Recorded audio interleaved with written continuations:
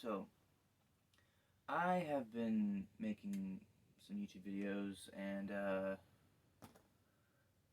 I don't know how I'm not sure if this will get posted before or after the Scream ranking. It's characters ranking, not movies ranked. That will be in a podcast called Untitled Horror Podcast that I'm doing with a friend of mine. But I figured I wanted to film something that wasn't another one of those, because those require so much effort. So I thought, what better way to introduce myself to the horror community than to explain the whack order I watched franchises in. And I'm starting with my big three, which aren't the big three. It's two of the big three, but Texas Chainsaw Massacre instead of Halloween. And I'll probably do Halloween as well.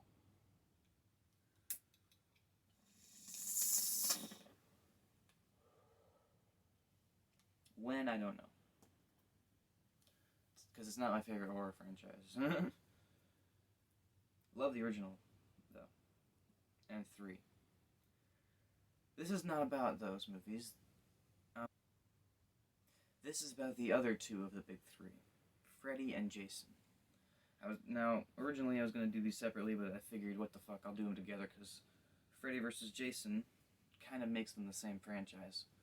Without further ado, my first 4, I don't remember when I saw them because I was so young.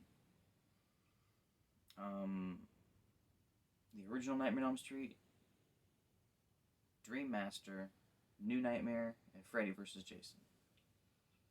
I have a feeling New Nightmare is probably the last one of those I watched. It was definitely the ones of those I watched the least. Because I was born in 2000, and I saw those probably when Freddy vs. Jason came out when I was 3 or 4. Like, I know I was 3 when it came out, but I might have seen them when I was 4. I don't know.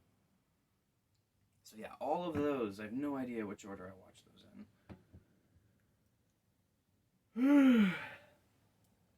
For all I know, I could have watched some more movies that are on this list around the same time, but didn't have them to rewatch and remember having seen them that young. Those top 3 Nightmare movies, other than New Nightmare, were my favorite for years.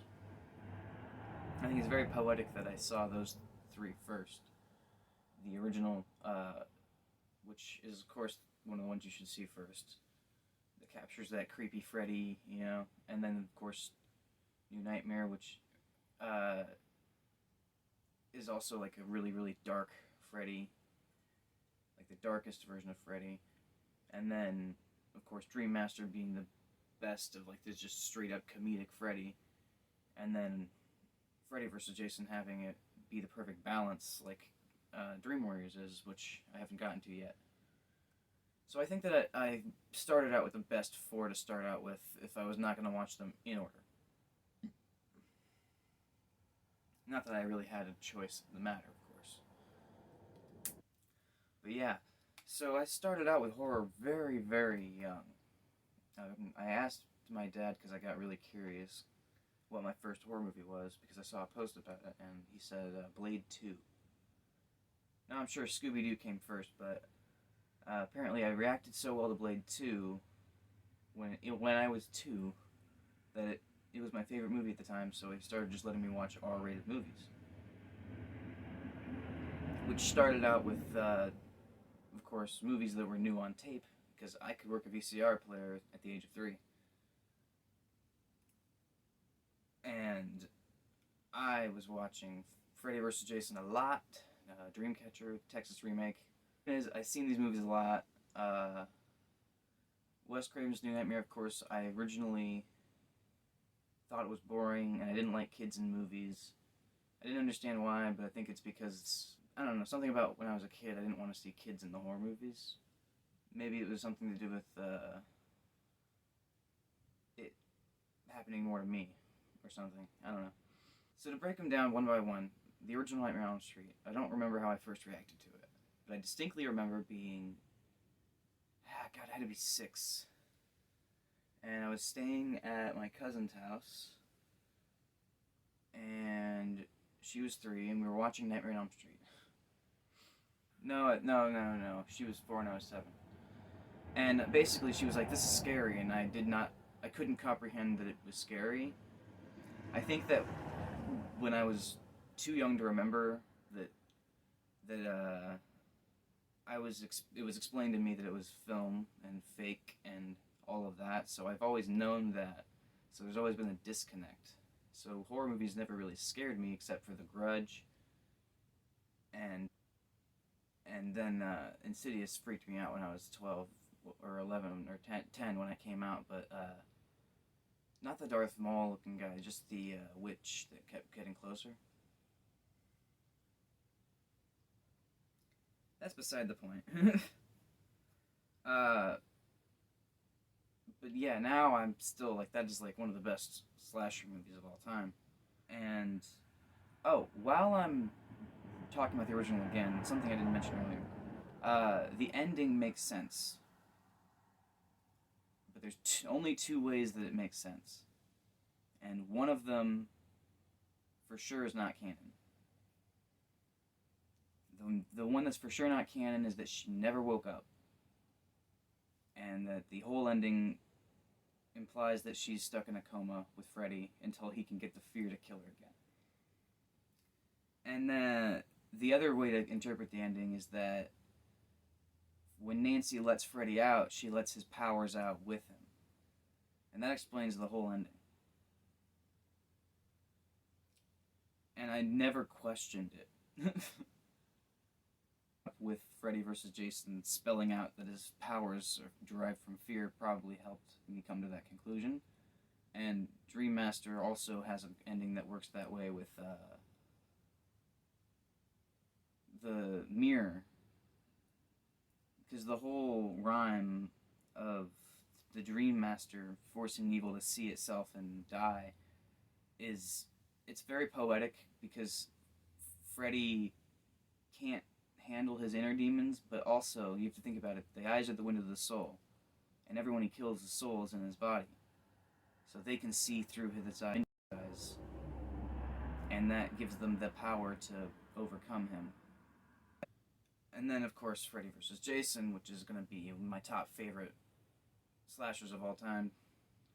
I've always loved the concept of Freddy vs. Jason. I'll get more into that into the podcasts that me and Brock are going to do on those. Yeah. And Dream Master is heavily underrated. This is stuff I'm definitely going to bring up in the podcast, but the whole arc of Freddy using his powers, because I had just these 4 movies to go off of as a kid, and even before I saw the other ones, I had a grasp of the concept of his powers, and that was that they came from fear, and that he could do anything in the dream world as long as you believed in him. If it affected you, it was based on fear, and so everything that he does in the dream world when he's weak is to elicit the fear to get you to do it. So when he's like, so his resurrection in this movie is not as dumb as you would think, and neither is his death. Essentially, in the beginning, obviously, Kristen starts to fear Freddy again, brings Kincaid and Joey into the dream, and that gives them a seed of doubt, and that's enough for Freddy to use the dog in the junkyard to freak Kincaid out, because just showing his body again will immediately bring back enough fear to kill him. Of course, he's unleashed, and the whole concept of him having to finish off all of the kids of the people that burned him, and he has to use Alice, who's like one of my favorite final girls, as a touchstone to the fresh meat, is it's very dark, and I really love the way this movie deals with like a lot of things. Highly underrated. And New Nightmare, super fucking dark movie. And I think that it's still, it's ahead of its time, and I don't know if that time has come yet. You know what I mean? So obviously I'm more of a Nightmare on Elm Street fan. But the next movie I saw out of either franchise was the original Friday the 13th. And this is based off of the memories of someone 21 trying to remember all of their life. And like I said, any movies could have been seen when I was 3 or 4 that I didn't see again until they came up on this list, and that I don't know about it. It's important to realize that Freddy vs. Jason's the first Friday the 13th I saw, and then it was the original. Because Jason is the sympathetic character in those movies. And a lot of people have many movies between to disassociate that version of Jason. And the person that directed Freddy vs. Jason only saw the original of both franchises, which I think is insane. He should have watched the first 8 of Friday the 13th and the first, well, all the Nightmare on Elm Streets. He doesn't necessarily have to watch New Nightmare, but it would have been worth doing just because it's a good movie. But the whole concept of Jason being afraid of water never bugged me until like the 4th movie, when he finally, like, he's going in water on purpose, and like he does that in the 6th movie and in the 8th movie, and like none of that clicked with me until I saw those movies, and then I tried to think about it more. But you have to remember that when Friday the 13th, the original, came out, Jason was just a dead kid who was mentally deficient and physically deformed. And I will state here and a lot that Mrs. Voorhees, I like her more than Jason. I like the original Friday the 13th a lot. I think that it's,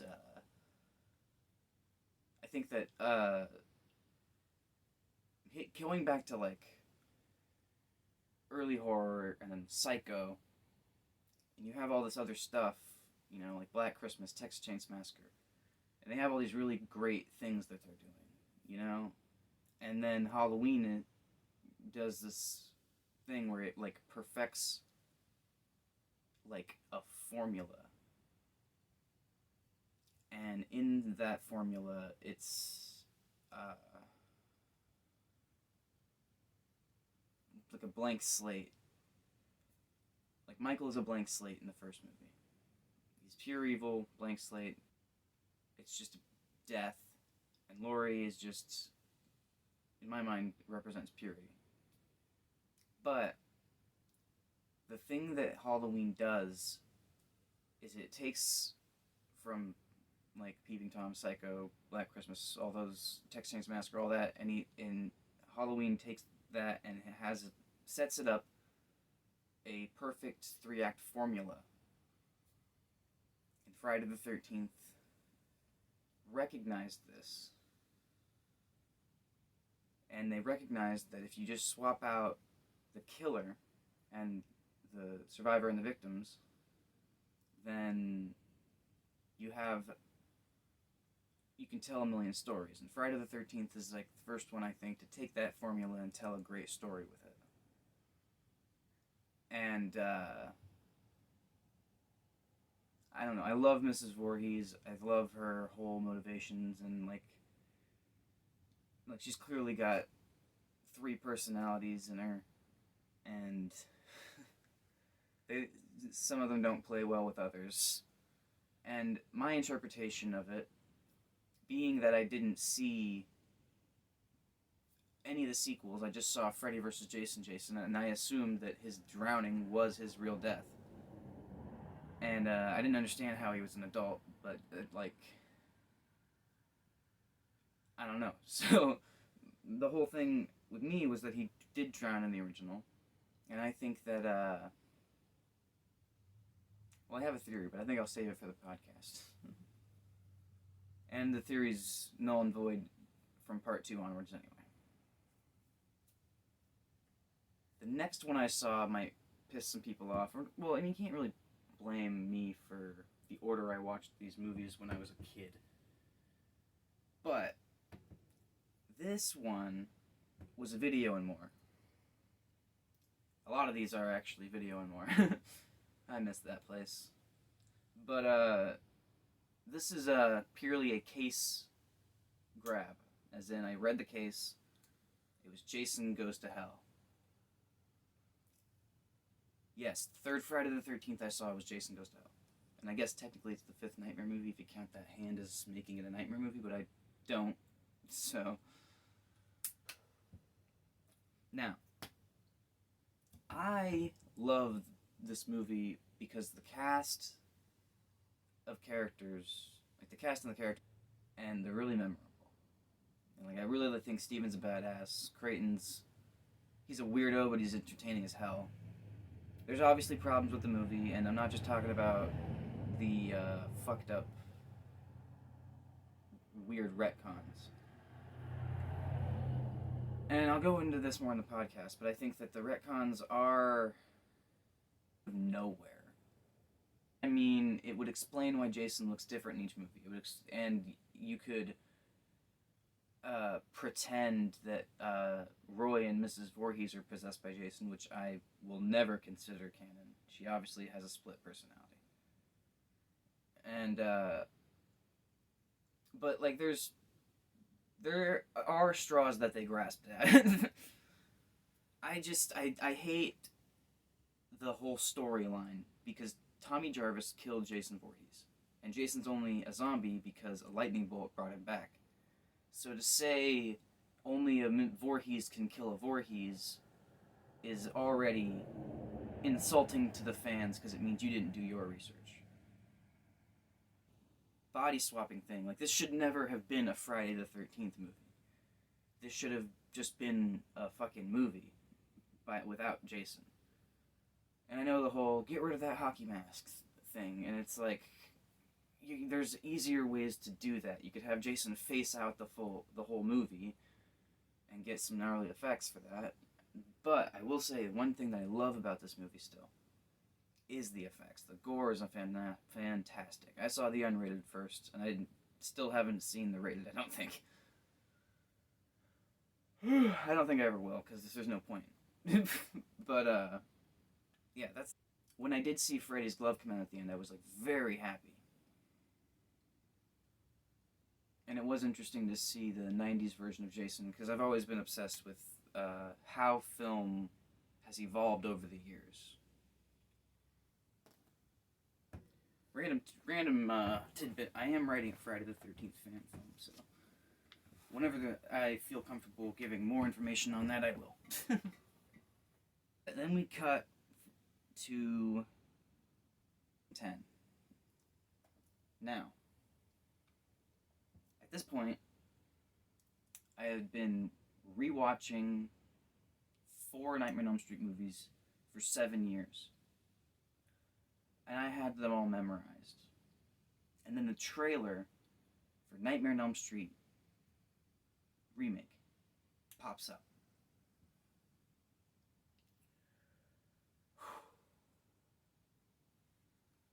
It's not the next one I saw, but I saw it in theaters.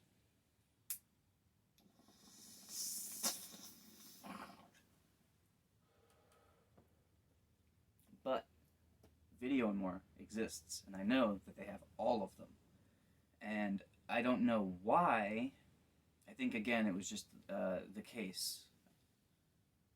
Nightmare on Elm Street 5, Dream Child, is the next one I saw.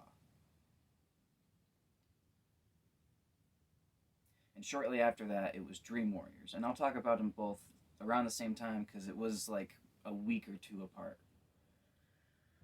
7 years of rewatching the original and Dream Master. And 7 years later, I complete Nancy and Alice, probably my top 2 final girls. I don't know. I'll have to rethink that one.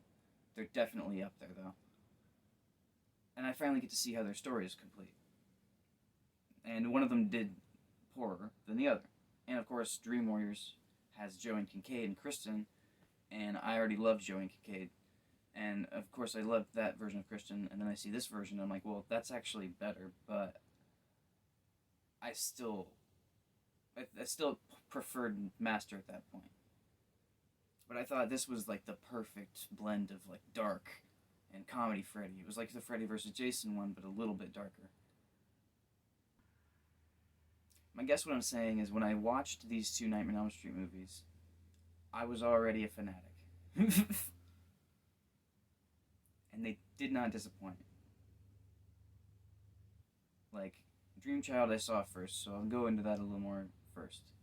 I thought that it was very intense that they killed Dan. Because, like I said, 7 years with this character, not knowing that they'd die. I don't know, but Dan's death was shocking, and Alice becoming a mother was great development for her character. I really loved that movie.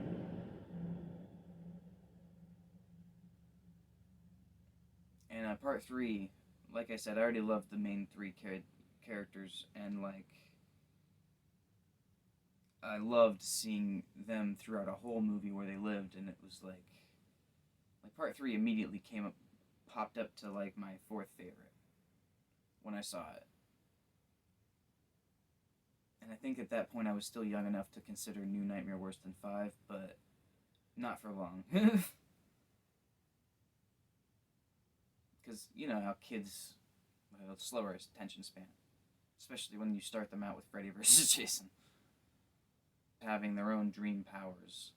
And I was kind of introduced to that with Alice and Kristen being able to pull people into their dreams, which I didn't really bat an eye to her being able to give that ability off until the third one, when I realized that it was. Then I saw Freddy's Dead, and this movie I did not get I think I watched this movie online. Because I was not able to get my dad to rent me another Nightmare on Elm Street movie before we went to see the other one in theaters because we're poor. So I could only watch Freddy's Dead online. Dead was hilarious and very dumb and goofy, and it was at that point that I was like, I love this franchise already, but another thing I love about it is that there's no two installments that are alike. And that is my favorite aspect of the movie. I love the whole Alice Cooper scene, because I think that guy really nails pre-burn Freddy. And I love everything about Freddy's past except for him having a kid. Because my interpretation of Freddy has always been that he hates kids. Because he didn't have a childhood because of the stigma around his birth. Because of his mom thought of him as an abomination, and then his stepdad's abusive. So him killing all these kids that are trying to just live their life, to me was always a reflection of him taking their childhood because he didn't have one. So the idea that he would have his own child, I thought that was very dumb, and it was the wife, and then the daughter gets taken away. I think that making that his motive to do what he does takes away from the character. And it's funny because the flashback sequences add to the character. Other than that, which, you know, it's a weird parallel. The Nightmare on Elm Street movies too is that the cast of characters is always more than two-dimensional. Whereas in the Friday the 13th, while they seem like very fun people to hang around and entertaining, they don't seem like there's much depth to them. But Nightmare on Elm Street being about the deeper concept of your mind and Freddy using that against you forces them to make characters that are more in depth, and it's probably part of why this is still my favorite horror franchise, or at least in the top 3. The point with the 3 new teenage characters, and John's okay. I mean, I like the actor, like the acting works for the movie, but like John Doe with no memories. I mean, I get you're supposed to think he's the son and then Maggie's the daughter. It works, but like the other three, like I actually dig those characters. Like there's I understand a lot of people hate Freddy's dead, but there's a lot of good there. You know, it's well made. It's supposed to be a jump the shark comedy. The thing about the Freddy movies, when you think about it, is that no two movies are supposed to be the same movie. Whereas with Friday the 13th, it seems like they are all supposed to be the same movie. Alright, cut to 2010. It's around my birthday, I think. I'm pretty sure the remake came out in April. And I saw Nightmare on Elm Street in theaters the day after it came out. And I walked in and I saw knife fingers going through the face and then pulling in the mirror, and then I saw the credits rolling. And the theater was empty. And I think there was like 3 other people in there, and then I watched the movie from the beginning. And we walked in early, and I did pee during the like when she's in the shower, and when I came back, it was when she was waking up from the shower, so I missed the weird face lick until the second time I watched it when I got it on DVD. This movie is extremely dark, and the subject matter is very touchy, and it was something to watch. And I thought, if you look at Freddie as a pedo, this is the only movie that does that justice. And I think the reason that everyone hates it is because this is the only movie that you hate Freddie the proper amount for what he's done. Freddy Krueger, in my mind, Robert Englund Freddy Krueger isn't a pedo. Because he never really tries to... Like, there's a couple times where he tries to kiss them, but I think that his main intent is to make them fear that and then just kill them. Whereas this Freddy is a sicko. And I'm not gonna lie, I enjoyed the movie the first time. I rewatched it recently, and I don't know if I'll watch it again. It's just really dark, and it really depresses me. And yeah, moving on. 2012, blur together because it was all the same house.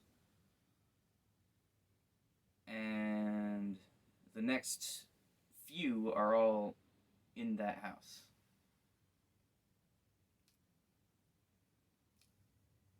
So, to the best of my knowledge, the next one I saw out of either franchise was Nightmare on Elm Street 2, Freddy's Revenge.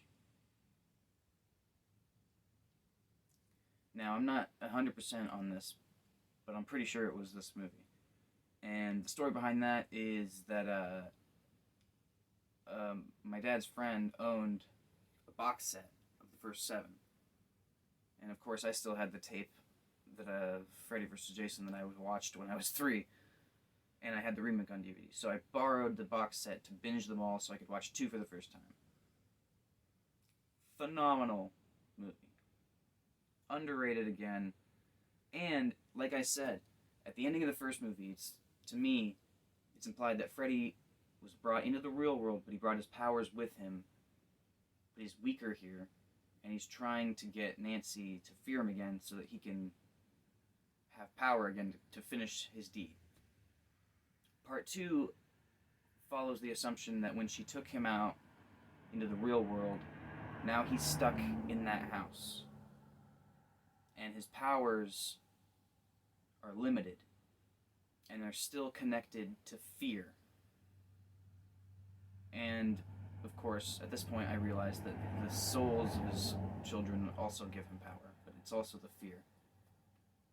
And I think that part of why the ending of the fourth movie works so well is because, like I said, when the souls see Freddy for who he is through the mirror in his eyes with Freddy, the souls see Freddy for what he really is along with him. He can't handle it, and they lose fear, and then they bust out. I think that the fourth movie is very deep. And I think the second movie is very deep, too. It's obviously Freddy representing Jesse's repressed homosexuality. And the endings, first viewing, one of my first takeaways with this movie was that apart from Freddy vs. Jason, which it was never going to be, it has the most kills. Which to me, immediate plus. And the special effects in all of these movies are phenomenal. But the bus scene with the pillars and the scene where Freddy's literally coming out of Jesse, like that, those two things are like top 10 Nightmare on Elm Street effect moments. You'll notice that at this point, all the Nightmare on Elm Streets are done. And I'm 3 Friday the 13th in. So if you're wondering at all who I'm rooting for in FVJ, and it's not even really that I'm rooting for Freddy, because I know that I shouldn't be. In FVJ, I'm not really rooting for anyone, because I already know what's going to happen whenever I rewatch it.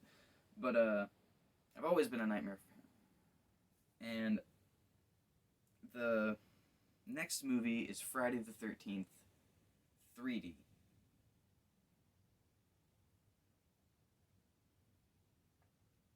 I think it is proper that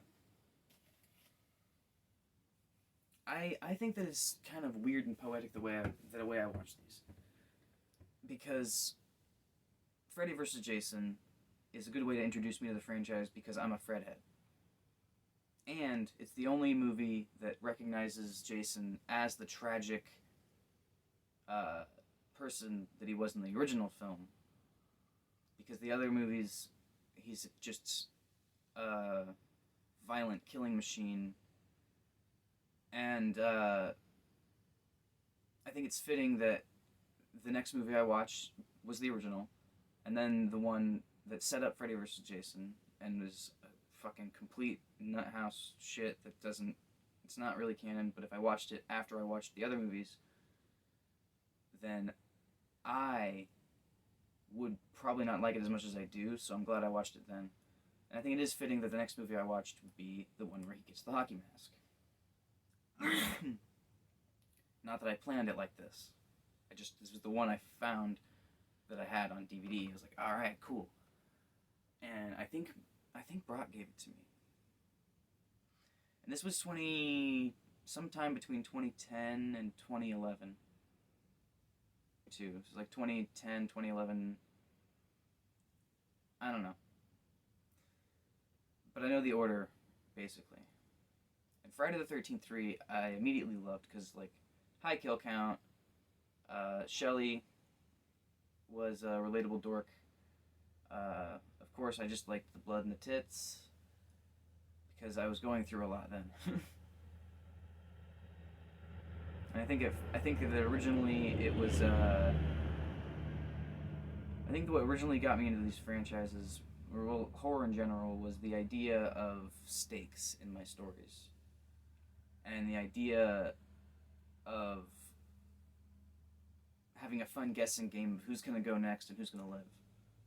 And just exposing myself to psychoses through the form of slasher villains, I guess, as a unconscious or subconscious preparing for life.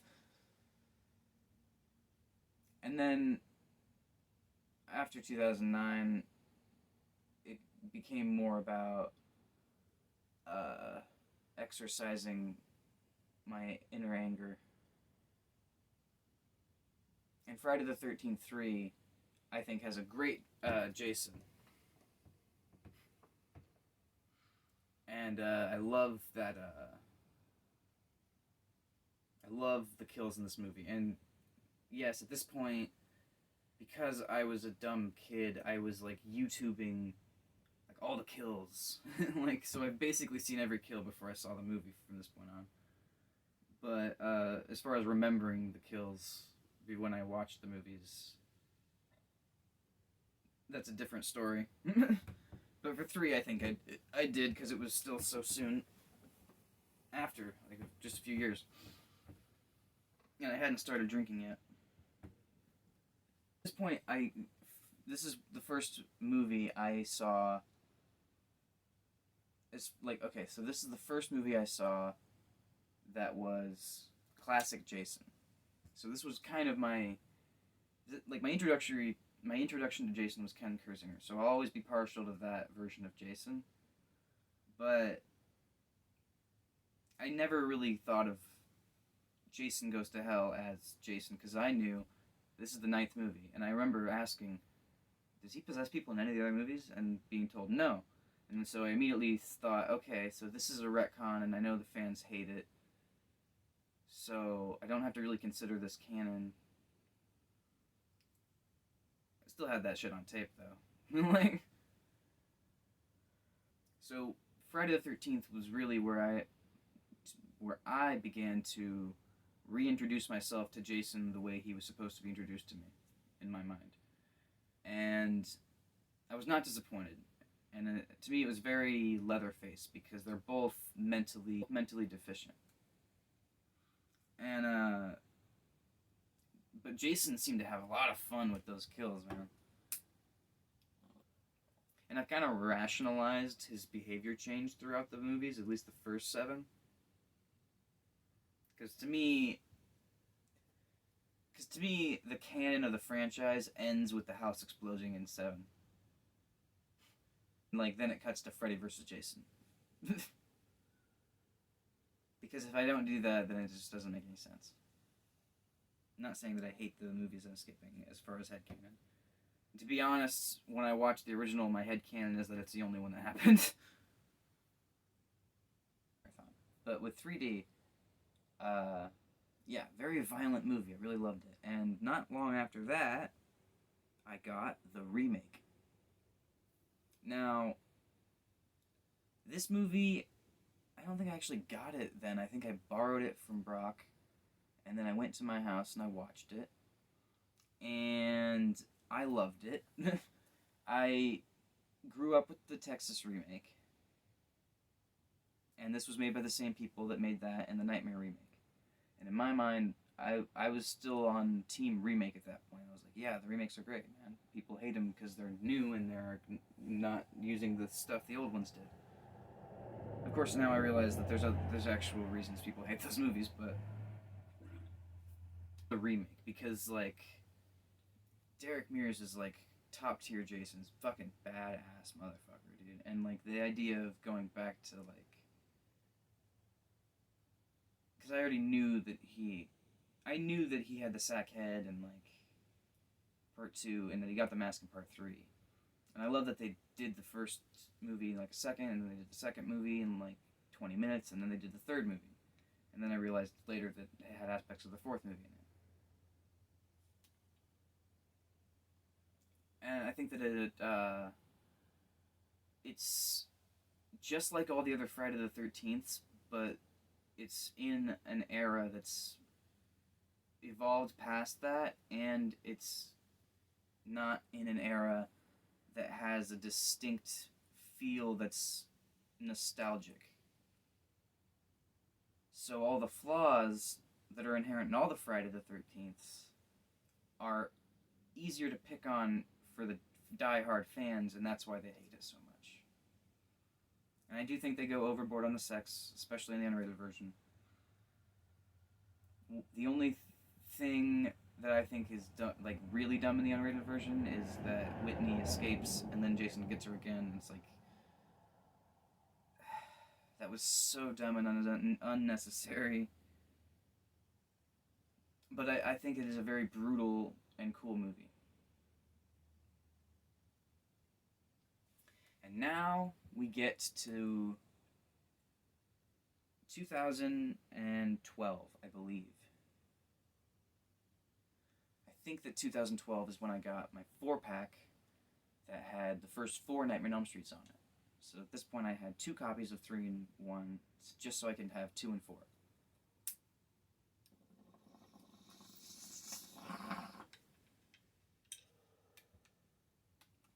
got it from Walmart. I don't remember how. Well, my dad did. Or Nana did. I don't know. Someone bought me this. And I watched them in order. And I think I watched 1 again, 2 for the first time, 3 again, and 4 for the first time. And so, starting with number 2, when I first watched this movie, I did not like it. I like the kills, and I like the characters, but I think that it doesn't justify retconning Mrs. Voorhees' terrific motive. And I think that it's the slowest movie of them all, with the least amount of kills off them all. Now, of course, I've grown to appreciate it for having the balls to do what it did, and like being well directed, and having a great cast, and of course, the portrayal of Jason's actually great, because I think that, like, a lot of people think that maybe Jason did drown and that he's been a ghost the whole time, which, if you think about it, makes no fucking sense. And I have to say that the ending of the original is undisputably a dream, because Jason drowned at 11. And to say he didn't, to make the sequels canon, he lived in the woods from 11 to 33 when the original movie happened, in part 2. Mentally deficient, living in the woods with a sack over his head to cover up his deformities, living off the land, eating animals, which I thought was a good addition in the second movie, and which ignore every movie after the sequel. So when I did that, I gained more of appreciation for part 2. But yeah, upon initial viewing, it was my least favorite Friday the 13th. And then Final Chapter, which upon first viewing was my favorite Friday the 13th that isn't Freddy vs. Jason, because that movie stayed at the top for a long time. Podcasts where my rankings stand at the moment. But yeah, Final Chapter, I loved that fucking movie. And I didn't, like, Crispin Glover and Corey Feldman, man, that shit was my childhood too. Like, fucking The Goonies and Back to the Future. And I never seen the Willard remake, but the tape I have of the Texas remake, or maybe it was FVJ, or maybe both, has a trailer for Willard that I always wanted to see. Or like, that's a side tangent. But when I saw the Final Chapter, I fucking loved it, because it was like, now, the cast of the original, I don't want to spoil my character rankings, even though I haven't even, like, compiled them to be more than movie by movie yet. But I have a real nostalgia for the characters in the original, and of course FVJ, but if I don't think about that, I think that Final Chapter does have the best cast, and then probably 2. Like, the characters are all very likable, and they're not there to do anything in particular, so that they're pretty much just friends having fun, partying, and it looks like a great time. And, yeah, I loved that shit. I always thought of myself as the Corey Feldman character, because I was 12 when I saw it, and he's supposed to be 12, and both of us are aspiring to do horror filmmaking, because he's making props and shit, and I was, like, making little movies with my Legos and, like, shit as a kid, too, so, not, like, making masks that, like, Tom Savini made, but, you know, who the fuck's actually doing that at 12? I did not like the part, like, now I get it completely, but at the time, I did not understand why Tommy shaved his head to do that to Jason. Oh, and I love the Sandra thing. I think it's fitting I saw these two at the same time. That Sandra's brother's coming. But anyway, the whole part where what was I gonna say? Shaves his head, like part 2 just happened, and then 3, and then 4, all like within a week. So really, only part 2 has a Friday the 13th in it. And he sees Jason, what he looks like as a kid, and his idea is to look like Jason did as a kid. And when I was a kid, I thought he was trying to make him think he was young Jason, and that's why I was like, what the fuck? Now I understand that he's like, I'm a kid just like you, kind of a thing. Remember when you were a kid, kind of a thing. And I remember, like, for years I didn't get that. I was like, why would he think that you're him? Like, but yeah. Up next, and I'm fully confident that I did jack this one from a store. Yeah, I don't do that anymore, but when I was a kid, I was something else. So, Jason Lives. And I loved this movie from the first time I saw it. I thought it was really funny and clever. And it was kind of like a satire of the franchise, which I didn't realize till later it wasn't the first. But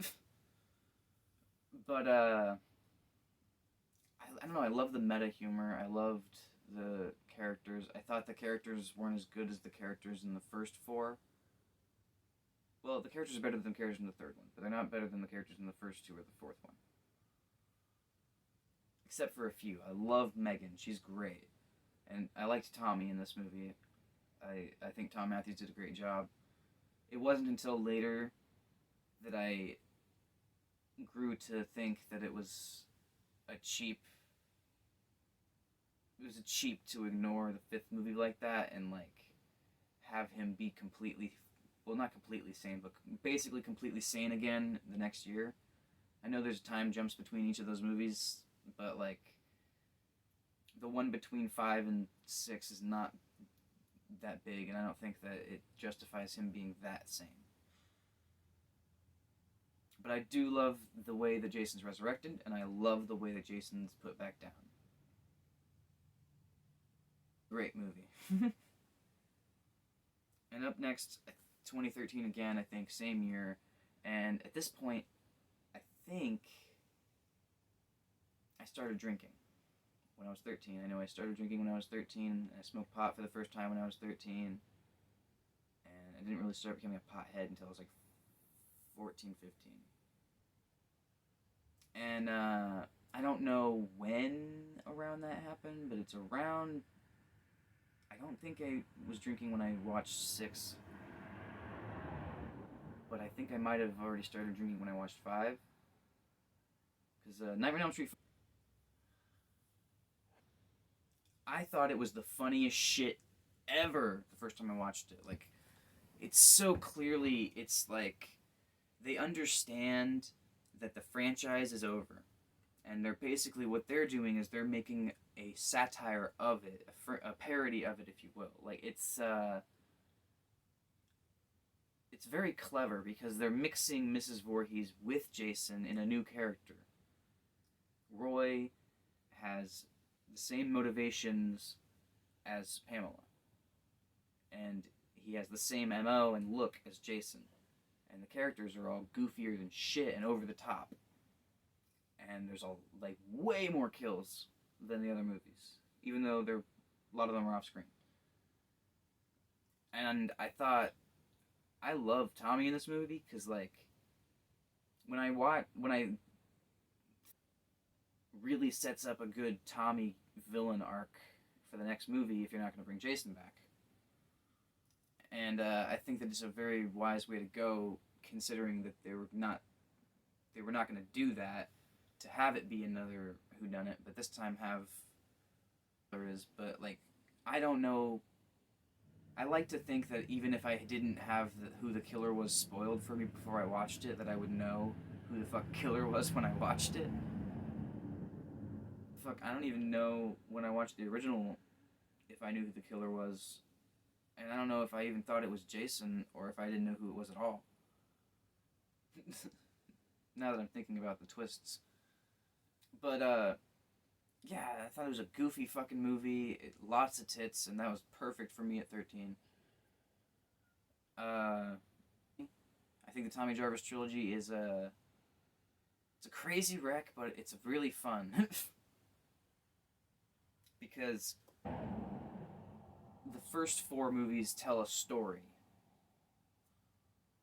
Jason doesn't come out of the woods and tell Mrs. Voorhees that he's alive or make himself known in any way is because he has a fear of the punishment that he will get for being gone so long that she's scared.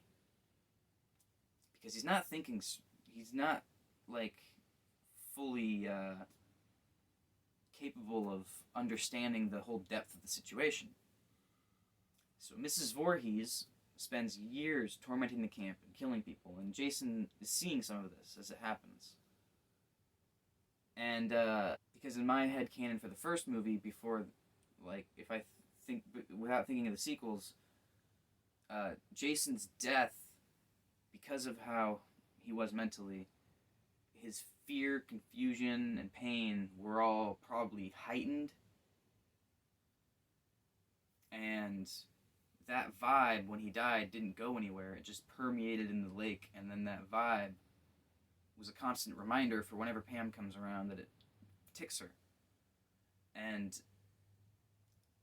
it also attracts crazy. And now with the sequels ignoring that, of course, that's not valid anymore, but the idea that Mrs. Voorhees, every time she killed someone, she had a legit reason for it.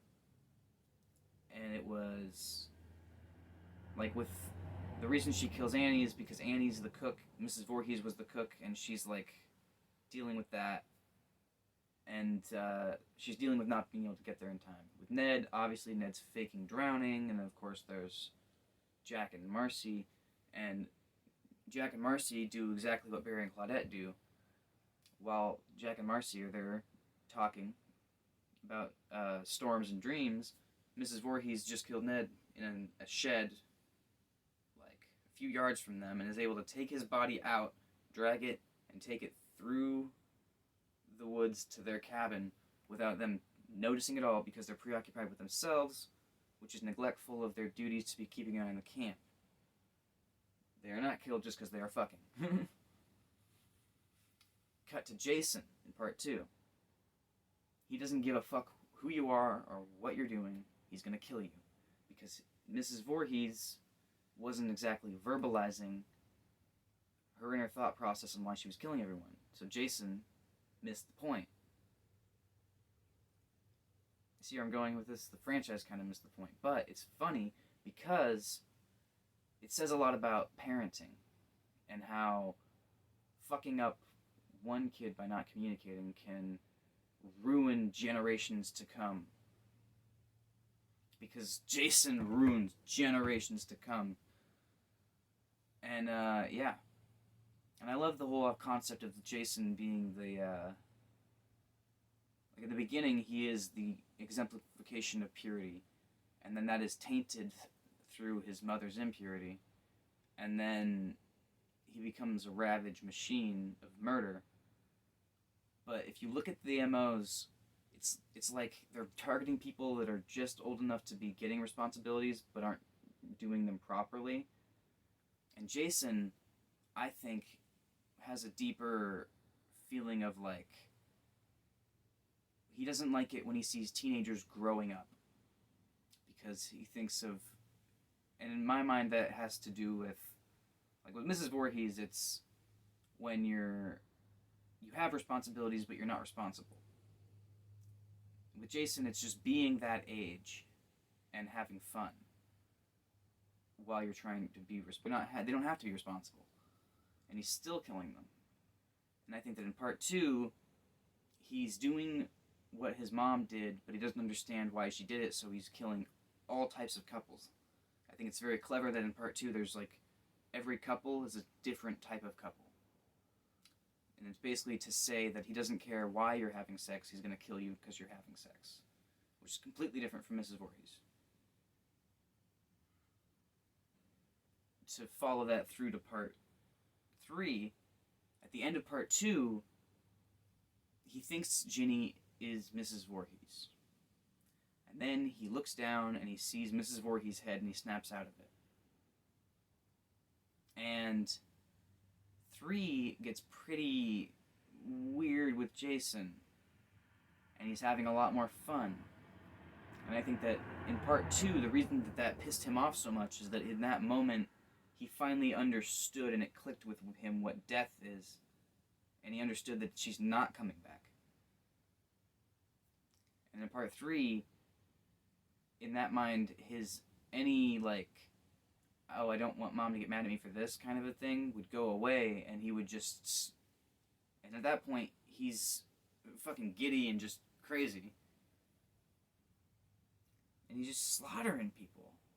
And I think that the reason that he's targeting teenagers is because he's like attacking them for growing up. Whereas with Freddy Krueger, he wants to take away their childhood.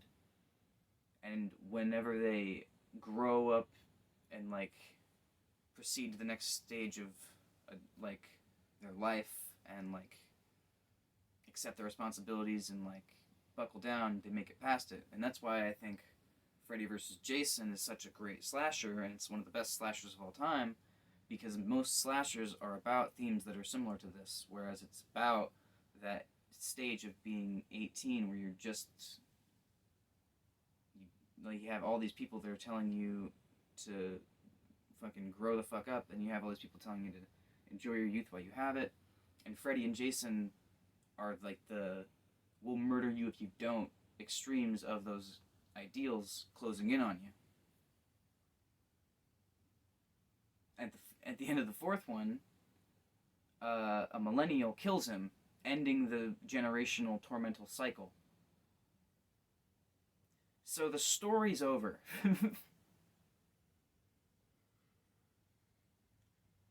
But they need, rather than trying to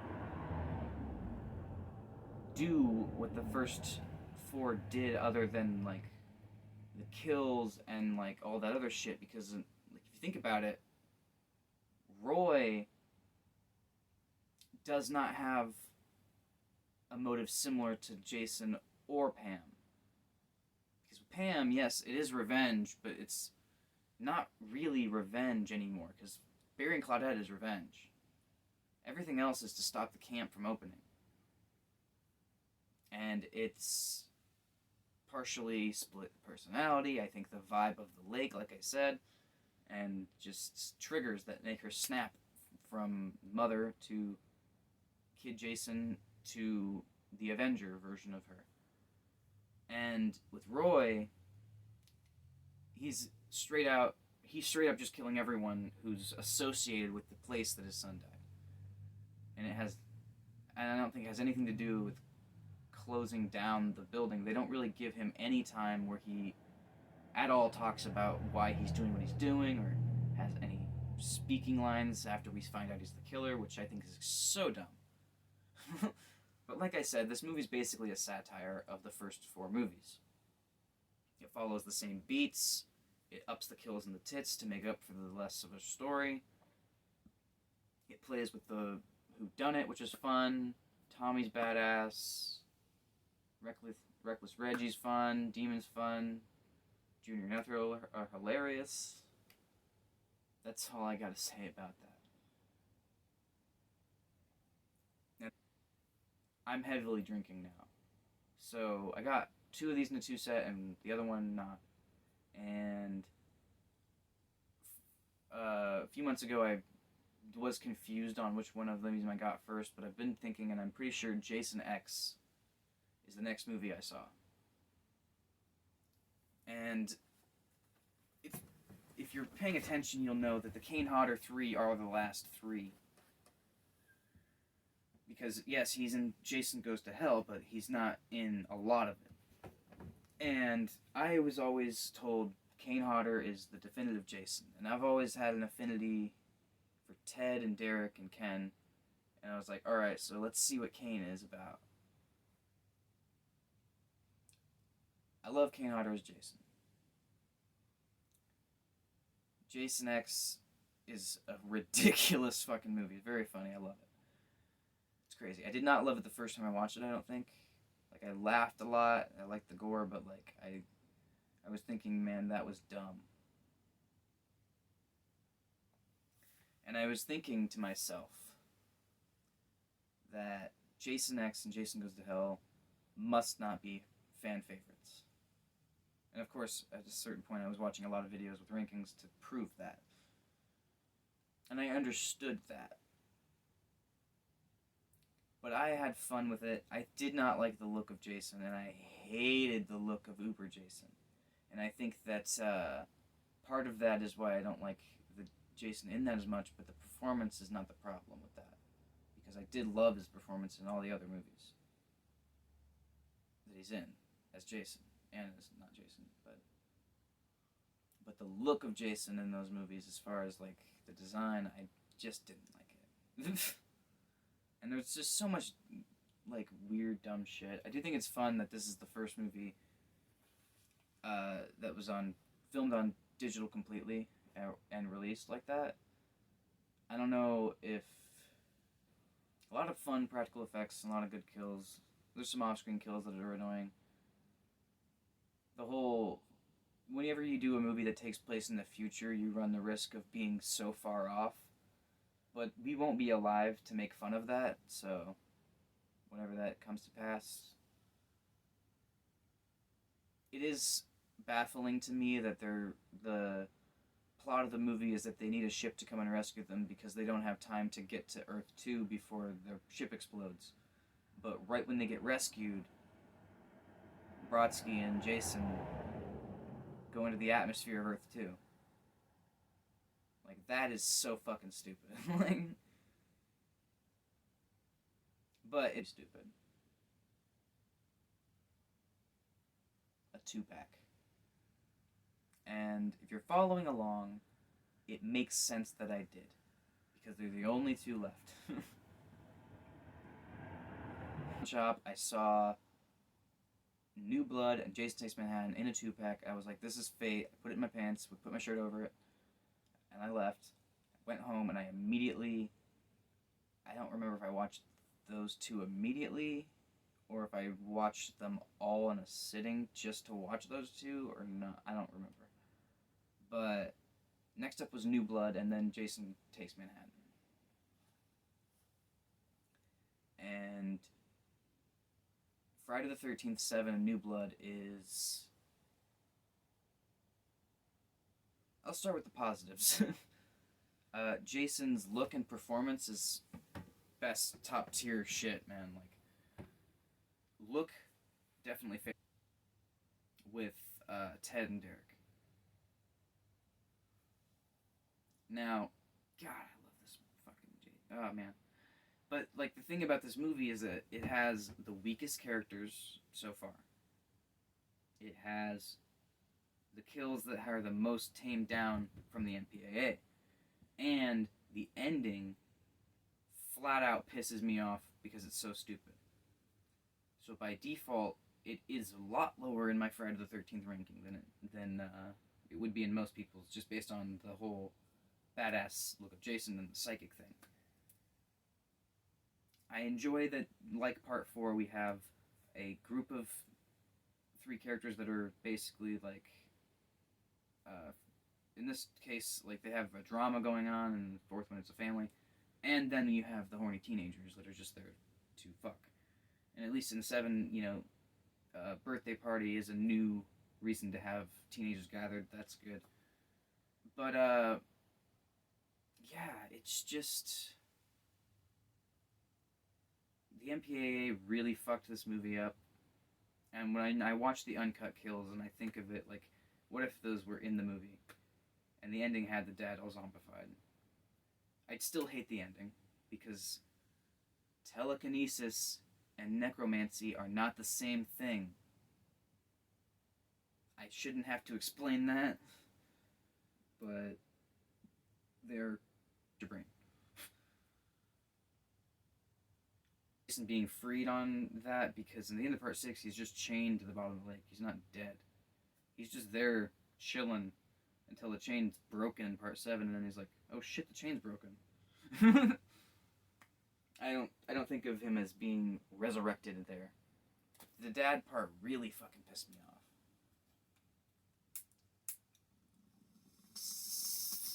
But yeah. So then I watched Part 8. Now, when I heard the title, Jason Takes Manhattan, my thought was, that's fucking stupid. Jason kills everyone that he sees and walks by. He kills everyone that sees him. He'll stalk a group in an enclosed setting for a while, but if he's gonna be walking around New York, he's just gonna kill anyone he sees, and then the cops are gonna come and they can't kill him, and it'll just be like the biggest budget GTA fucking 5 stars video ever. And it would be fucking stupid and over the top. And this goes for Jason X as well. Is very much way better than Manhattan because, like, you're stuck in an enclosed space with him. And in both cases, it forces the characters to have to arm up, team up, and fight Jason. Which is by far way more badass than just having another movie where he ticks them off one by one. And I love that aspect of this movie. Now, another thing I fucking hate. The Kid Jason shit. It is so fucking annoying. Because, like I said, Jason did not die in part 1 if part 2 is canon. That's just the way it is, because there has to be a reason he grows up to be an adult-sized man. If he died at 11, his ghost would be 11, and we'd have an 11-year-old running around with a hockey mask. The ending of the first movie is a dream. If you ignore all the sequels, I think the dream's caused by that lasting vibe of Jason's death that I was talking about. But either way, it's something that she subconsciously knew about from what just happened, and she dreamed it. In part 2, they perfectly explain Jason's psychology and how he's been alive this whole time. In part 8, they're just like, oh, he's been dead this whole time, even though this takes place, like, fucking 8 years in the future. We're gonna say that this teenage girl who's, like, just graduating high school, so she's 18, when she was 6, Jason was still in the water somehow. Are they considering ghost kid Jason different from adult Jason? Is it all a figment of her fucking imagination? Because in my headcanon, Jason Takes Manhattan will never be a canon. It's just a fun, dumb movie you watch in the middle of the fucking marathon.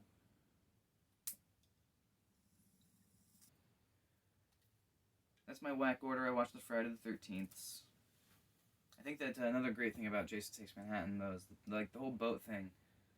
Like, I couldn't swim for years. I can barely swim now. So being trapped on a boat with Jason in the middle of the fucking ocean is terrifying.